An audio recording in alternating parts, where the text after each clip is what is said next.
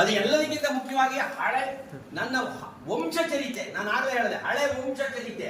ನಾನೇನಾದ್ರೂ 4 ಅಕ್ಷರ ಮಾತಾಡ್ತೀನಿ ಅಂತಂದ್ರದಕ್ಕೆ ನನ್ನ ವಂಶಚರಿತೆ, ನನ್ನ ಜೀನ್ ಕೂಡ ಕಾರಣ. ಹಳೆಯ ವಿವು ಎಲ್ಲ ಹಳತೆ. ನೀನಿದರೊಳ ಯಾವುದನ್ನು ಕಳಗಿಯೋ ಒಂದನ್ನಾದ್ರೂ ಬಿಟ್ಟು ಬದುಕಕ್ಕೆ ಸಾಧ್ಯನ ನಾವು?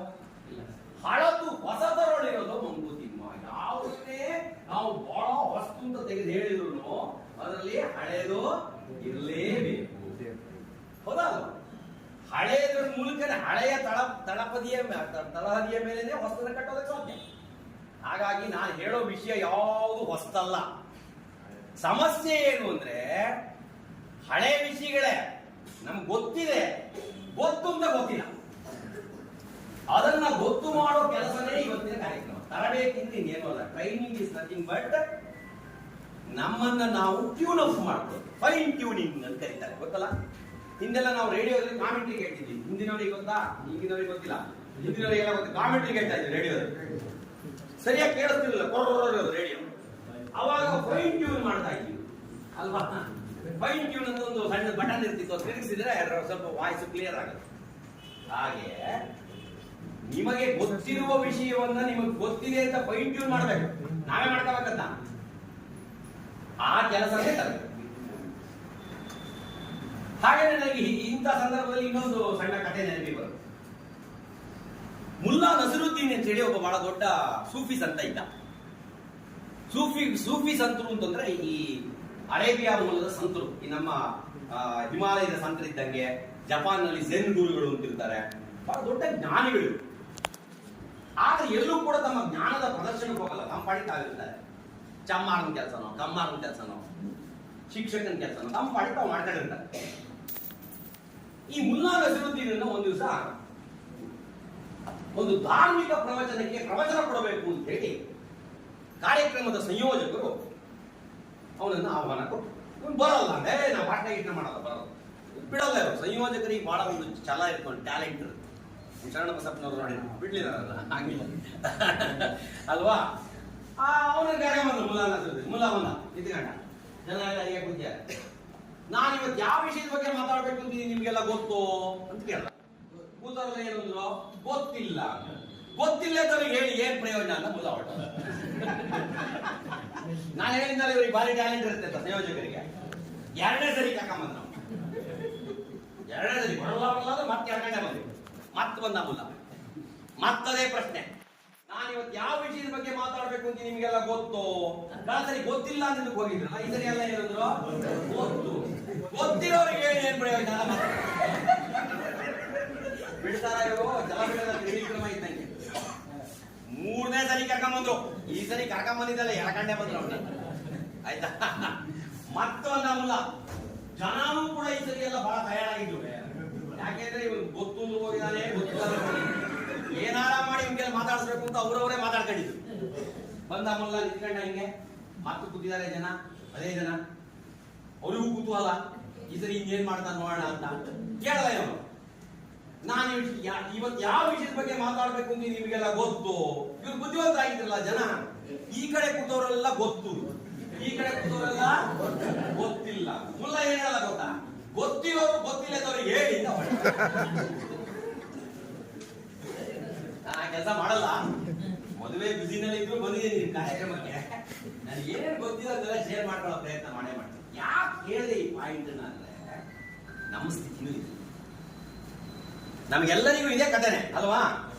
ವಿಷಯ ಗೊತ್ತಿದೆ. LIC ಚೆನ್ನಾಗಿ ಮಾಡಿದ್ರೆ ಒಳ್ಳೆ ಚೆನ್ನಾಗಾಗುತ್ತೆ, ಮಾಡಬೇಕು, ಇದೆಲ್ಲ ಗೊತ್ತಿದೆ ಅಲ್ವಾ? ಆದ್ರೂ ಕೂಡ ಎಷ್ಟೋ ಸಂದರ್ಭದಲ್ಲಿ ನಾವು ಗೊತ್ತಿಲ್ಲ ತರದಲ್ಲಿ ಇರ್ತೀವಿ. ನಮ್ಮ ಬಗ್ಗೆ ನಮಗೆ ಗೊತ್ತಿರಲ್ಲ, ನಮ್ಮ ಸಂಸ್ಥೆ ಬಗ್ಗೆ ನಮ್ಗೆ ಗೊತ್ತಿರಲ್ಲ, ನನ್ನ ಹತ್ರ ಇರೋ ಅಮೂಲ್ಯ ಮುತ್ತುರತ್ನಗಳ ಬಗ್ಗೆ ನಮ್ಗೆ ಗೊತ್ತಿರಲ್ಲ ಅಲ್ವಾ? ನೆಕ್ಸ್ಟ್ ನನ್ನ ಬಗ್ಗೆ ನಾನು ತಿಳ್ಕೊಳ್ಳೋದಿಲ್ಲ, ಅತ್ಯಂತ ಮುಖ್ಯವಾದ. ಅದನ್ನೇ ನಾನು ಹೇಳೋದಿಲ್ಲ. ನನ್ನನ್ನು ನಾನು ಕಂಡುಕೊಳ್ಬೇಕು. ಈ ಚಿತ್ರದಲ್ಲಿ ನಿಮ್ಗೆ ಏನ್ ಕಾಣಿಸ್ತಾ ಇದೆ? ಮೊದಲಿಗೆ ನೋಡಿದಾಗ ಏನ್ ಕಾಣಿಸ್ತಾ ಇದೆ? ಕಲ್ಲು. ಕಲ್ಲಿನ ಒಳಗಡೆ ಕಣ್ಣಿಟ್ಟು ನೋಡಿದಾಗ ಏನ್ ಕಾಣಿಸ್ತಾ ಇದೆ? ಮುಖ ಕಾಣಿಸ್ತಾ ಇದೆ. ಆ ಮುಖದಲ್ಲಿ 2 ಕಣ್ಣು ಕಾಣಿಸ್ತಾ ಇದೆ. ಕಾಣಿಸ್ತಾ? ಮೂಗು ಕಾಣಿಸ್ತಾ ಇದೆ, ಬಾಯಿ ಕಾಣಿಸ್ತಾ ಇದೆ, ಬಾಯಲ್ಲೊಂದು ಸಣ್ಣ ನಗು ಕಾಣಿಸ್ತಾ ಇದೆ, ಗಂಧ ಕಾಣಿಸ್ತಾ ಇದೆ, ಎಲ್ಲ ಕಾಣಿಸ್ತಾ ಇದೆ ಅಲ್ವಾ? ಹಂಗೆ ನೋಡಿರೋದು ಏನದು? ಕಲ್ಲಿನ ರಾಶಿ. ಕಣ್ಣಿಟ್ಟು ನೋಡಿದ್ರೆ ಎಲ್ಲವೂ ಕಾಣ್ತವೆ. ಹಾಗೇನೆ ನನ್ನ ಒಳಗಿರುವ ಶಕ್ತಿ ಕೂಡ ಇದೇ ರೀತಿ ನಮಗೆ ನನ್ನ ಒಳಗೆ ಹೊಕ್ಕು ನೋಡಿದ್ರೆ ಮಾತ್ರ ಗೊತ್ತಾಗೋದು, ಇಲ್ಲದಿದ್ರೆ ಕಲ್ಲಿನ ಹಾಕಿ. ಅದನ್ನೇ ನಾನು ಹೇಳೋದು, ನಮಗೆ ವಿಷಯ ಗೊತ್ತು, ಆದ್ರೆ ಗೊತ್ತಿದೆ ಅಂತ ಗೊತ್ತಿಲ್ಲ ಅನ್ನಲ್ಲ. ಯಾವ್ಯಾವ ವಿಷಯದ ಬಗ್ಗೆ LIC ಪ್ರತಿನಿಧಿಗಳಾಗಿ ನಮಗೆ ಗೊತ್ತಿರಲೇಬೇಕು. ಅದರ 3 ವಿಷಯಗಳ ಬಗ್ಗೆ ನಾನು ಇವತ್ತು ಚರ್ಚೆ ಮಾಡ್ತೀನಿ. ಯಾವ್ದಾವ್ದು ಹೇಳೋದಿರ್ಬೋದು ಹೇಳಿ ನೋಡೋಣ, ನಿಮ್ ಕಡೆಯಿಂದ ನನ್ನ ಬಗ್ಗೆ ಯಾವ್ದಿರ್ಬೋದು? ಯಾವ್ದಾವ್ದ್ರ ಬಗ್ಗೆ ನಮಗೆ LIC ಪ್ರತಿನಿಧಿಗಳಾಗಿ ಗೊತ್ತಿರಲೇಬೇಕಪ್ಪ ಹೇಳಿ. ಪ್ರಾಡಕ್ಟ್ಗಳ ಬಗ್ಗೆ ಗೊತ್ತಿರಬೇಕು. Wonderful, very nice. ಆಮೇಲೆ ಪ್ರಾಡಕ್ಟ್ಗಳು ಇರೋದು ಎಲ್ಲಿ? ನಮ್ಮ LIC ಅಂದ್ರೆ LICಯ ಬಗ್ಗೆ ನಮ್ಗೆ ಗೊತ್ತಿರಬೇಕು. LIC ಶಕ್ತಿ ಏನು, LIC ಏನ್ ಮಾಡ್ತಾ ಇದೆ, LIC ಸಾಮರ್ಥ್ಯ ಏನು, ಇಂಥ ಒಂದು ಸಂಸ್ಥೆ ಜೊತೆ ನಾವು ಕೆಲಸ ಮಾಡ್ತಿದೀವಿ. What is the strength of the organisation ನಮ್ಗೆ ತಿಳಿದುಕೊಳ್ಳದೇನೆ ನಾನು ಕೆಲಸ ಮಾಡೋದು ಹೇಗೆ ಅಲ್ವಾ? ಸಂಸ್ಥೆ ಬಗ್ಗೆ ಗೊತ್ತಿರಬೇಕು, ಸಂಸ್ಥೆಯ ಪ್ರಾಡಕ್ಟ್ಗಳ ಬಗ್ಗೆ ಗೊತ್ತಿರಬೇಕು. ಮೂರನೇದು ಅತಿ ಮುಖ್ಯವಾಗಿ ಇನ್ನೊಂದು ಯಾವುದು?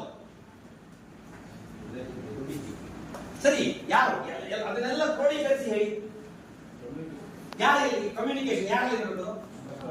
ನನ್ನಲ್ಲಿ ಕಸ್ಟಮರ್ ಜೊತೆ ಕಮ್ಯುನಿಕೇಶನ್ ಮಾಡಬೇಕು. ಯಾರಲ್ಲಿ ಇರಬೇಕು ಕಮ್ಯುನಿಕೇಶನ್? ನನ್ನಲ್ಲಿ ಇರಬೇಕು.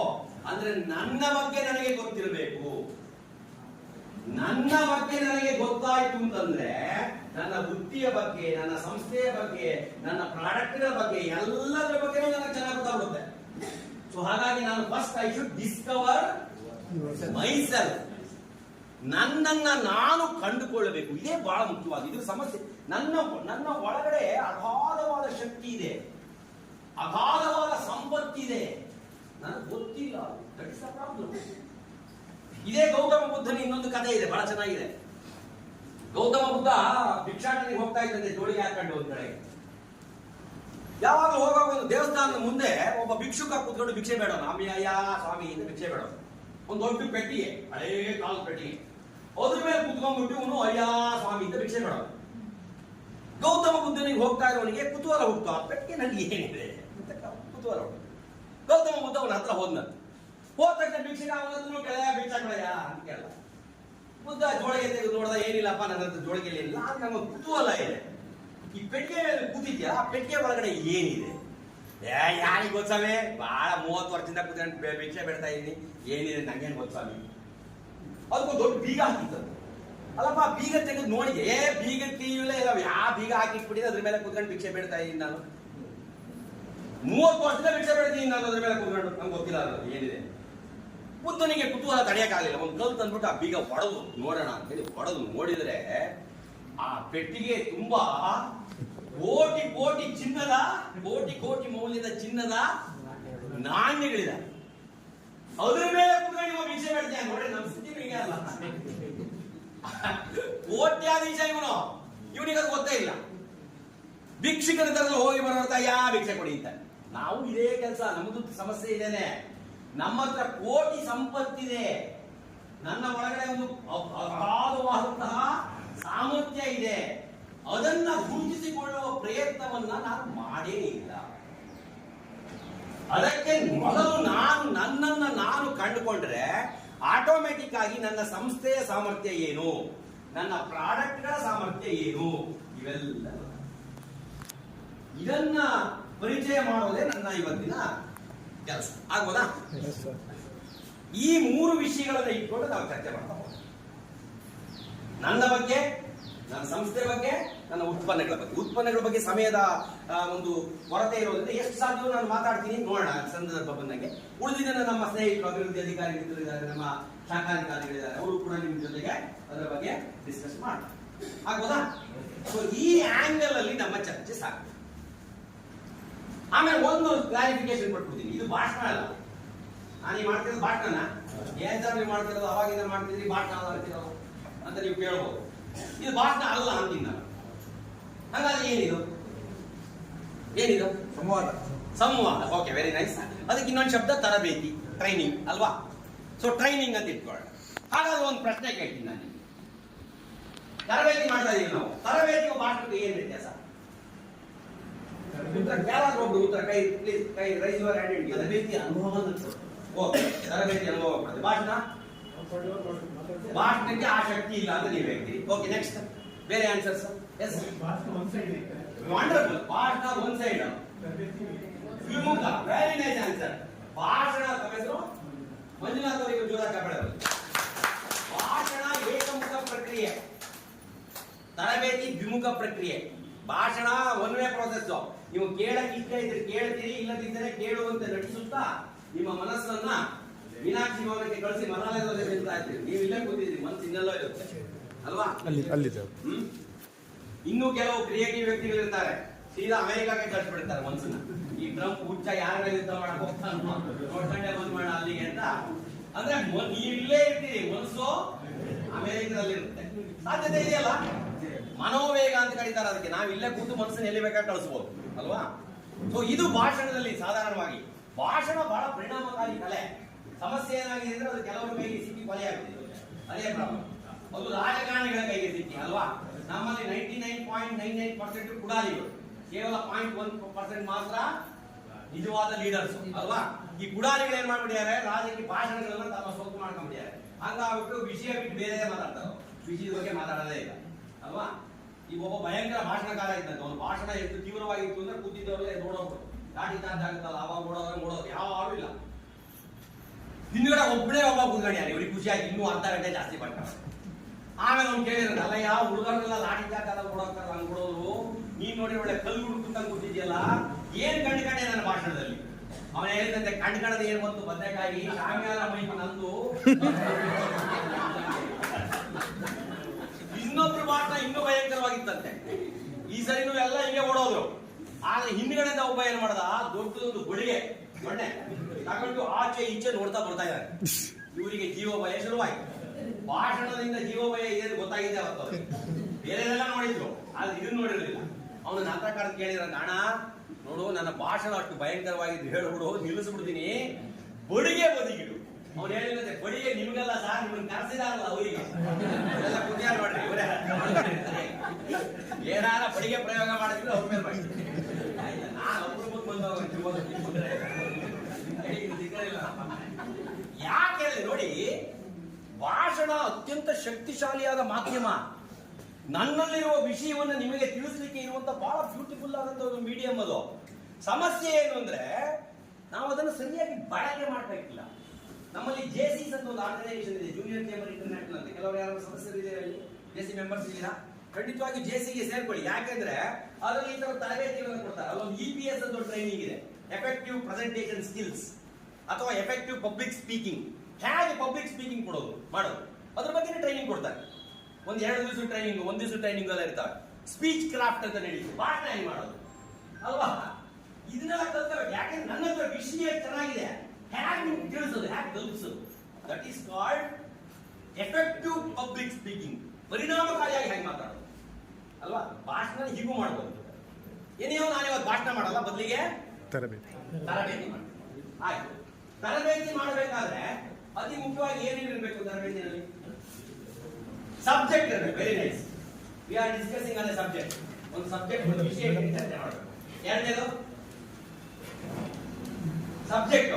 ಆಮೇಲೆ ಹೇಳೋಕೊಬ್ಬರು ಇರ್ಬೇಕಲ್ವಾ? ನನ್ನನ್ನ ಶರಣಬಸವದವರು ನನ್ನನ್ನ ಕರ್ಕೊಂಡ್ಬಂದ್ಬಿಟ್ಟಿದ್ದಾರೆ, ಎಲ್ಲ ಸ್ನೇಹಿತರು ಸೇರಿ ಕರ್ಕೊಂಡ್ಬಂದಿದ್ದಾರೆ. ಹೇಳಕ್ ನಾನು ಬಂದಿದ್ದೀನಿ. ಇನ್ನು ನೀವು ಯಾರು ಇಲ್ಲ, ನಾನು ಯಾರಿಗೆ ತೇರಿಗೆ ಮೇಲಿಗೆ ಟೇಬಲಿಗೆ ಮಾಡಕ ಅಲ್ವಾ? ಸೊ ಹೇಳುವವರು ಮತ್ತು ಕೇಳುವವರ ನಡುವೆ ಒಂದು ವಿಷಯದ ಮೇಲೆ ಏನ್ ನಡಿಬೇಕು? ಚರ್ಚೆ ನಡೀಬೇಕು. ಚರ್ಚೆ ನಡಿಬೇಕಾದ್ರೆ ನೀವೇನ್ ಕೇಳಬೇಕು? ಪ್ರಶ್ನೆ ಕೇಳಬೇಕು. ಬಹಳ ಮುಖ್ಯ. ನಮ್ಮ ಸಮಸ್ಯೆ ಏನಂದ್ರೆ ನಾವು ಪ್ರಶ್ನೆ ಕೇಳೋದೇ ಇಲ್ಲ. ನಾವ್ ಏನ್ ತಿಳ್ಕೊಂಡ್ಬಿಟ್ಟಿದೀವಿ, ನಮ್ಗೆ ಸ್ಕೂಲಲ್ಲಿ ಮೇಟ್ರು ತಲೆ ಪಾಠ ಕೊಡೋದ್ಬಿಡೆ ತಲೆ ಪ್ರಶ್ನೆ ಕೇಳಬೇಡ, ಪ್ರಶ್ನೆ ಕೇಳೋದು ತಲೆಹರಟೆಯ ಸಂಕೇತ ಅಂತ ತಿಳ್ಕೊಂಡ್ಬಿಟ್ಟಿದೀವಿ ನಾವು. ಆಗ ನಾವು ಏನ್ ಅರ್ಥ ಆಗದೇನೋ ಪ್ರಶ್ನೆ ಕೇಳಲ್ಲ. ಪ್ರಾಡಕ್ಟ್ ಯಾವ್ದು ಬಂದಿದೆ ಅದ್ರ ಬಗ್ಗೆ ಎಲ್ಲಾ ಎಕ್ಸ್ಪರ್ಟ್ ನಮ್ಗೆ ಏನು ಅರ್ಥ ಆಗಿಲ್ಲ, ಕೇಳಕ್ಕೆ ಹೋಗಲ್ಲ. ಯಾತಕ್ ಬೇಕ್ರಿ ಸವಾಸ ಬೇಡ, ನಾವು ಮಾಡಿ ನಾವು ಇದ್ಬಿಟ್ಟಿರ್ತಾರೆ, ಕೇಳಕ್ಕೆ ಹೋಗಲ್ಲ ನಾವು. ಹೊಸದೊಂದು ಪ್ಲಾನ್ ಬಂದಿದೆ, ಜೀವನ ಉತ್ಸವ, ಸಿಂಗಲ್ ಪ್ರೀಮಿಯಂ ಎಲ್ಲ ಎಕ್ಸ್ಪ್ಲೈನ್ ಮಾಡ್ತಿದ್ದಾರೆ. ನಾವು ಮಾಡಿ ನಾವು ಇದ್ಬೇಡ, ಪ್ರಶ್ನೆ ಯಾಕೆ ಕೇಳೋದು?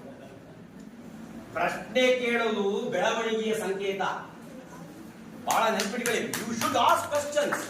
ಪ್ರಶ್ನೆ ಕೇಳಬೇಕು. ಮಹಾಭಾರತದಲ್ಲಿ ದ್ರೌಪದಿ ಗೊತ್ತಲ್ಲ ನಿಮಗೆ? ದ್ರೌಪದಿಗೆ ಎಷ್ಟು ಜನ ಗಂಡಂದ್ರು? 5 ಜನ ಗಂಡಂದ್ರು. ಒಂದ್ ಸ್ವಲ್ಪ ಸ್ಮಾಲ್ ಚೇಂಜ್ ಮಾಡೋಣ, ಯಾರು ಹೆದರ್ಬೇಡಿ. ಈ ಕಡೆಯವರು ಎದುರುಬೇಡಿ, ಈ ಕಡೆಯವರು ಎದುರುಬೇಡಿ. 6 ಜನ ಹೆಂಡತಿಯರು, ಒಬ್ಬ ಬಡಪಾಯಿ ಗಂಡ.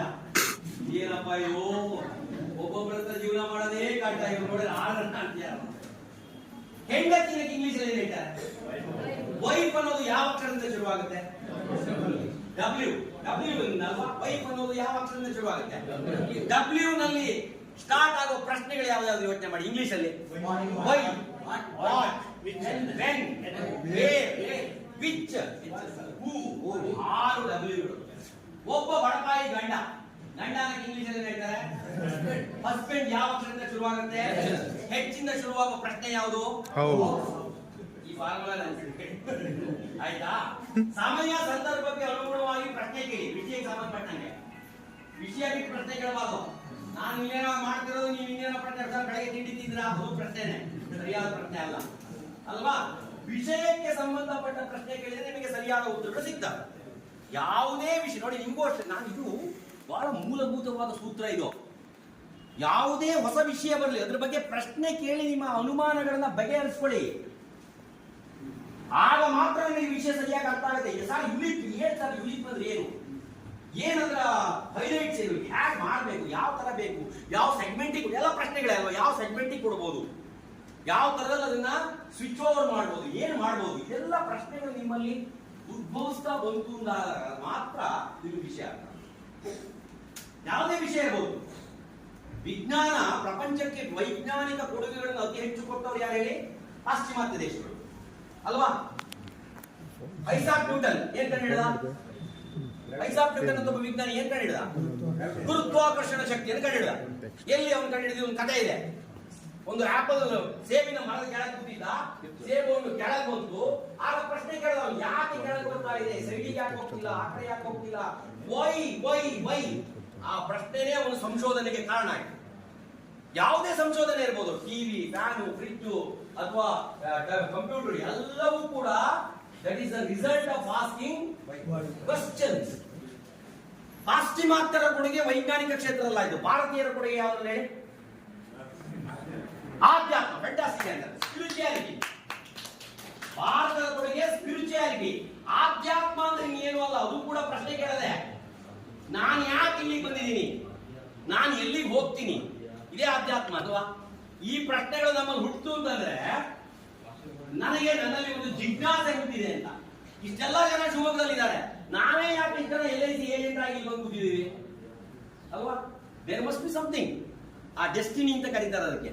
ಸೊ ಆ ಪ್ರಶ್ನೆಗಳನ್ನ ಕೇಳೋದ್ರ ಮೂಲಕ ನಮ್ಮನ್ನ ನಾವು ಕಂಡುಕೊಳ್ಳಬಹುದು. ನನ್ನನ್ನು ನಾನು ಕಂಡುಕೊಳ್ಳುವ ಕೆಲಸ ಆದಾಗ ನಿಮಗೆ ವಿಷಯ ಸರಿಯಾಗಿ ಅರ್ಥ ಆಗುತ್ತೆ. ನನ್ನ ಒಳಗಡೆ ಒಂದು ಅಗಾಧವಾದ ಸಂಪತ್ತಿದೆ, ಅದರ ಪರಿಚಯ ನನಗಿಲ್ಲ. ಬೆಳ್ಳಿಯ ಬಾಗಿಲು, ಚಿನ್ನದ ದೇಗುಲ, ಒಳಗಡೆ ಬಹು ಮುತ್ತು ರತ್ನ, ಬೀಗದ ಕೈ ತಂದು ಬಾಗಿಲನ್ನು ತೆಗೆಯಲು ನೀನೊಮ್ಮೆ ಮಾಡು ಪ್ರಯತ್ನ. ಎಸ್ ವಿ ಪರಮೇಶ್ವರ್ ಭಟ್ರು ಬಹಳ ಅದ್ಭುತವಾಗಿ ಹೇಳ್ತಾರೆ ತಮ್ಮ ಇಂದ್ರಚಾಪದಲ್ಲಿ. ನಮ್ಮ ಒಳಗಡೆ ಬೆಳ್ಳಿಯ ಬಾಗಿಲನ್ನ ಹೊಂದಿರುವ ಚಿನ್ನದ ದೇಗುಲ ಇದೆ, ಒಳಗಡೆ ಮುತ್ತು ರತ್ನಗಳಿದ್ದಾವೆ, ಖಜಾನೆ ಇದೆ, ನನಗೆ ಗೊತ್ತೇ ಇಲ್ಲ. ಅದನ್ನ ಪಡ್ಕೊಳ್ಬೇಕಾದ್ರೆ ನಾನು ಬೀಗದ ಕೈ ತಂದು ಬಾಗಿಲನ್ನ ತೆಗಿಬೇಕು. ಎಲ್ಲಿ ಸಿಗುತ್ತೆ ಬೀಗದ ಕೈ? ಮೋರ್ ಮಾರ್ಕೆಟ್ ಅಲ್ಲಿ ಸಿಗುತ್ತಾ, ಸ್ಪಾರ್ ಮಾರ್ಕೆಟ್ ಅಲ್ಲಿ ಸಿಗುತ್ತಾ, ಎಲ್ಲಿ ಸಿಗುತ್ತೆ? ನಮ್ಮಲ್ಲೇ ಇದೆ. ಬೀಗನೂ ನಂದೆ, ಬೀಗದ ಕೈಯೂ ನಂದೆ. ಯಾವ ಬೀಗದ ಕೈ? ಈ ಇದನ್ನೆಲ್ಲ ಪಡ್ಕೊಳ್ಬೇಕಾದ್ರೆ ಯಾವ ಬೀಗದ ಕೈ? ನನ್ನ ನಾಲೆಜ್, ಜ್ಞಾನ ಅನ್ನುವಂತ ಬೀಗದ ಕೈ, ಗುರಿ ಅನ್ನುವಂತ ಬೀಗದ ಕೈ, ಆತ್ಮವಿಶ್ವಾಸ ಅನ್ನುವಂತ ಬೀಗದ ಕೈ,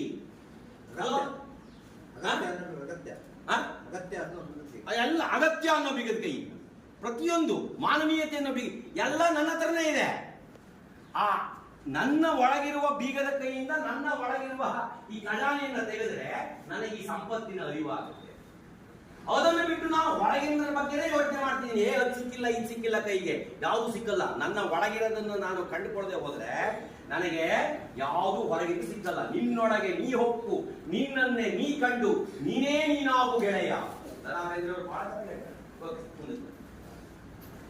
ಅದಕ್ಕೆ ನೋಡಿ, ಒಬ್ಬ ದಾರ್ಶನಿಕನ ಮಾತು ಎಷ್ಟು ಚೆನ್ನಾಗಿದೆ. Everything you will ever need to know is within you. ಪ್ರಪಂಚದಲ್ಲಿ ನೀವು ಏನೇನನ್ನ ತಿಳ್ಕೊಳ್ಬೇಕು ಅಂತ ಇದೀರೋ ಅದೆಲ್ಲ ನಿಮ್ಮ ಒಳಗೆ ಇದೆ. The secrets of the universe are imprinted on the cells of your body. ನನ್ನ ದೇಹದ ಪ್ರತಿಯೊಂದು ಜೀವ ಕಣದಲ್ಲಿಯೂ ಕೂಡ ಈ ಪ್ರಪಂಚದ ಎಲ್ಲ ರಹಸ್ಯಗಳು ಅಡಗಿ ಕುಳಿತಿವೆ. ಹುಡುಕಬೇಕು, ನಾನು ಕಂಡುಹಿಡಿಬೇಕು. ಎಸ್, ನೆಕ್ಸ್ಟ್ ಬನ್ನಿ.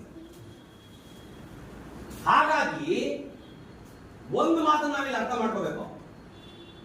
ನನ್ನನ್ನು ನಾನು ತಿಳ್ಕೊಳ್ಳೋದು, knowing about others is intelligence. ನಾವೆಲ್ಲರೂ ಹೇಳ್ತೇವೆ ಬಹಳ ಬುದ್ಧಿವಂತ ಕಡೆ ಅವನು, ಬೇರೆಯವ್ರ ಬಗ್ಗೆ ಎಲ್ಲ ಗೊತ್ತು ಅವನಿಗೆ. ಎಲ್ಲರೂ ಇರ್ತಾರೆ ತಮ್ಮ ಬಗ್ಗೆ ಏನು ತಿಳ್ಕೊಂಡಿರಲ್ಲ, ಬೇರೆಯವ್ರ ಬಗ್ಗೆ ಎಲ್ಲ ತಿಳ್ಕೊಳ್ಳೋ ಪ್ರಯತ್ನ. ಅವ್ರ ಕಾಲು ಹೆಂಗ್ ಹಿಡಿದು ಎಳೆಯೋದು, ಅವ್ರ ಕ್ಯಾನ್ವಾಸಿಗೆ ಇಂತಲ್ಲಿ ಹೋಗಿದ್ದಾರೆ ಅದಕ್ಕೆ ಹೆಂಗ್ ಅಡಿಗಾಗ್ತದೋ ಇರ್ತಾರಲ್ಲ ಇರ್ತಾರೋ. ನಮ್ಮ ಬಗ್ಗೆ ಬಿಟ್ಟು ಬೇರೆಯವ್ರ ಬಗ್ಗೆ ತಿಳ್ಕೊಳ್ಳೋದು. ಅದಕ್ಕೆ ಒಂದು ಮಾತಾಡ್ತಾರೆ, ಇದು ಭಗವದ್ಗೀತೆ ಮಾತಿದು, knowing about others is intelligence. ಇನ್ನೊಬ್ಬರ ಬಗ್ಗೆ ತಿಳ್ಕೊಳ್ಳೋದು ಬುದ್ಧಿವಂತಿಕೆ.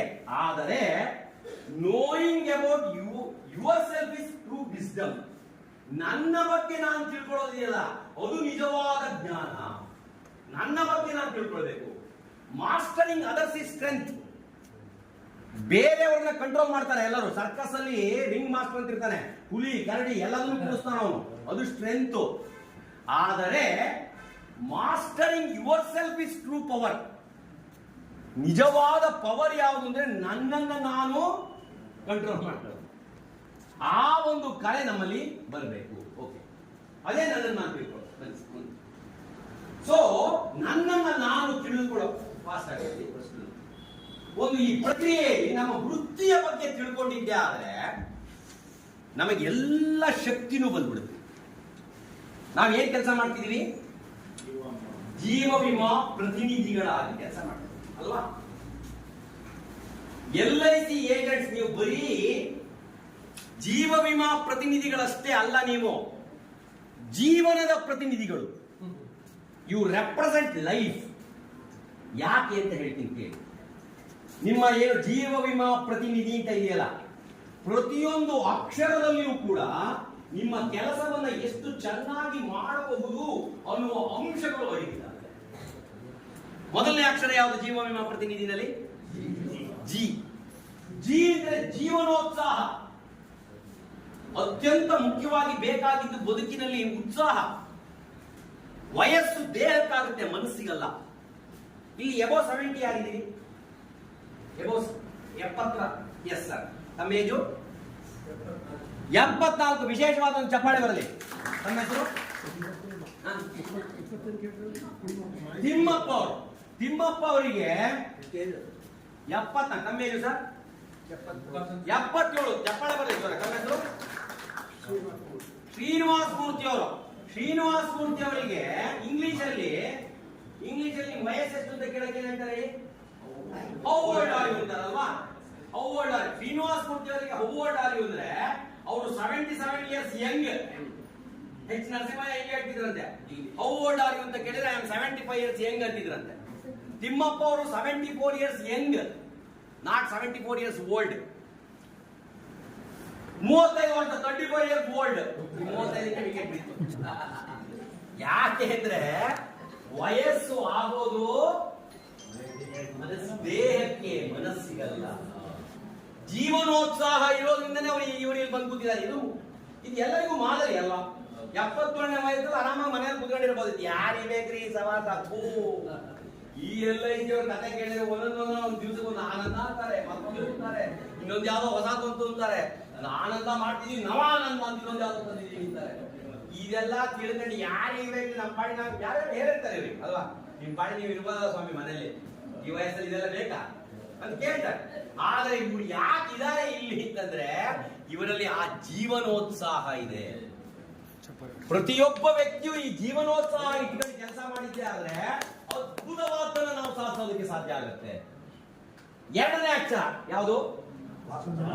ವಚನಬದ್ಧತೆ. ನಾವು ಆಡಿರುವ ಮಾತಿಗೆ ನಾವು ಬದ್ಧರಾಗಿರಬೇಕು. ನಮ್ಮ ವೃತ್ತಿನಲ್ಲಿ ಯಶಸ್ಸು ಸಿಗಬೇಕಾದ್ರೆ ಯಾವಾಗಲೂ ನನ್ನ ಮಾತಿಗೆ ನಾನು ಬದ್ಧನಾಗಿರಬೇಕು. ಬಸವಣ್ಣನವರು ಬಹಳ ಅದ್ಭುತವಾಗಿ ಇದಕ್ಕೆ ಒಂದು ವ್ಯಕ್ತಿತ್ವ ವಿಕಸನದ ಸೂತ್ರವನ್ನೇ ಕಟ್ಕೊಟ್ಟಿದ್ದಾರೆ. ಒಂದು ವಚನ ಇದೆ ಬಸವಣ್ಣನವರು, ನುಡಿದರೆ ಮುತ್ತಿನ ಹಾರದಂತಿರಬೇಕು, ನುಡಿದರೆ ಮಾಣಿಕ್ಯದ ದೀಪ್ತಿಯಂತಿರಬೇಕು, ನುಡಿದರೆ ಸ್ಫಟಿಕದ ಶಲಾಕೆಯಂತಿರಬೇಕು, ನುಡಿದರೆ ಲಿಂಗ ಮೆಚ್ಚಿ ಹೌದು ಹೌದು ಎನ್ನುವಂತಿರಬೇಕು, ನುಡಿಯೊಳಗಾಗಿ ನಡೆಯದಿದ್ದರೆ ಕೂಡಲ ಸಂಗಮ ದೇವನೆಂತೊಲಿವನಯ್ಯ. ಎಂತ ಅದ್ಭುತವಾದ ಮಾತು ನೋಡಿ. ನಮ್ಮ ಮಾತು ಹೇಗಿರ್ಬೇಕು, ನಮ್ಮ ವೃತ್ತಿಗೆ ಬಹಳ ಅನ್ವಯ ಆಗುತ್ತೆ. ನುಡಿದರೆ ಮುತ್ತಿನ ಹಾರದ ಒಂದು ಪ್ಲಾನ್, ಜೀವನ ಉತ್ಸವ ಅಂತ ಒಂದು ಪ್ಲಾನ್ ಎಕ್ಸ್ಪ್ಲೈನ್ ಮಾಡ್ತಿದ್ದೀರಿ. ಮುತ್ತಿನ ಹಾರದ ಹಾಗೆ ನೀವು ಅದನ್ನ ವಿವರಿಸಬಹುದು ಅಲ್ವಾ? ಮುತ್ತಿನ ಹಾರ ಜೋಡಿಸಿದಾಗ ಇಂತಿಂತ ನೀವು ಇಷ್ಟು ವರ್ಷ ಕಟ್ಟಬೇಕು, ಇಷ್ಟು ಪ್ರೀಮಿಯಂ ಬರುತ್ತೆ. ನಿಮಗೆ ಇಷ್ಟು 16 ವರ್ಷಗಳವರೆಗೆ ಕಟ್ಟಿದ್ರೆ 18ನೇ ವರ್ಷದಿಂದ ಪ್ರತಿ ವರ್ಷನೂ ಇಷ್ಟು ನಿಮಗೆ ಲೈಫ್ ಲಾಂಗ್ ಸರ್ವೈವಲ್ ಬೆನಿಫಿಟ್ ಬರುತ್ತೆ. ಆಫ್ಟರ್ ದ ಲೈಫ್ ನಾಮಿನಿಗೆ ಇಷ್ಟು ಗ್ಯಾರಂಟಿ ಅಡಿಷನ್ ಬರುತ್ತೆ. ಪ್ರತಿಯೊಂದರಲ್ಲೂ ಕೂಡ 100% ನೀವು ಅದನ್ನು ಹೇಳಬಹುದು. ಸ್ಫಟಿಕದ ಶಲಾಕೆಯಂತಿರಬೇಕು, ನಿಖರತೆ, ನಮ್ಮ ಮಾತಿನಲ್ಲಿ ನಿಖರತೆ ಇರಬೇಕು. ನುಡಿದರೆ ಮಾಣಿಕ್ಯದ ದೀಪ್ತಿ ಅಂತಿರಬೇಕು, ನಮ್ಮ ಮಾತಿನಲ್ಲಿ ಒಂದು ಜ್ಞಾನ ಇರಬೇಕು, ಒಂದು ನಾಲೆಡ್ಜ್ ಇರಬೇಕು. ನುಡಿದರೆ ಲಿಂಗ ಮೆಚ್ಚಿ ಹೌದು ಹೌದು ಎನ್ನುವಂತಿರಬೇಕು. ಬೇರೆ ಎಲ್ಲೂ ಇಲ್ಲ, ಆ ಆತ್ಮಲಿಂಗ ನಮ್ಮೊಳಗಡೆ ಇದೆ. ನೀವೇನಾದ್ರೂ ಸುಳ್ಳು ಹೇಳಿದ್ರೆ ಮೊದಲು ಗೊತ್ತಾಗೋದು ಬೇರೆ ಯಾರಿಗೂ ಗೊತ್ತಾಗಲ್ಲ. ನನ್ನ ಒಳಗಡೆ ಒಂದು ಪರಮಾತ್ಮ ಇದೆ, ನನಗೆ ಗೊತ್ತಾಗಿದೆ. ಕಳ್ಳ, ಆ ತಿಂಗಳಿಗೆ ಡಬಲ್ ಬರುತ್ತೆ ಅಂತ ಹೇಳಿ ಬಂದಿದ್ದೆ ನೀನು ಅಲ್ವಾ? ರಾತ್ರಿ ನಿದ್ರೆ ಮಾಡಕ್ಕಾಗಲ್ಲ ನಿಜವಾಗಿ ಆ ಆತ್ಮ ಸಾಕ್ಷಿ ಇದ್ದವ್ರಿಗೆ ಅಲ್ವಾ? ವಚನ ಬದ್ಧತೆ, ನೀವು ವಚನಬದ್ಧರಾಗಿ ಕೆಲಸ ಮಾಡಿದ್ರೆ ಈ ಫೀಲ್ಡ್ ನಲ್ಲಿ ಸತತವಾಗಿ ನಮ್ಮ ಹಿರಿಯರು ಏನ್ ಕೆಲಸ ಮಾಡ್ತಾರೆ ಈ ರೀತಿ ನಿರಂತರವಾಗಿ ಕೆಲಸ ಮಾಡ್ಕೊಂಡು ಹೋಗ್ಬೋದು. ಆ ಸಾಧ್ಯತೆ ಇದೆ. ನಂತರದ ಲಕ್ಷಣ ಯಾವುದು? ವಿನಯಶೀಲತೆ. ಏನಾದ್ರೂ ಆಗಲಿ ವಿನಯವಂತರಾಗಿ, ಯಾವುದೇ ಹಂತಕ್ಕೆ ಹೋಗಿ MDRT ಆಗಿ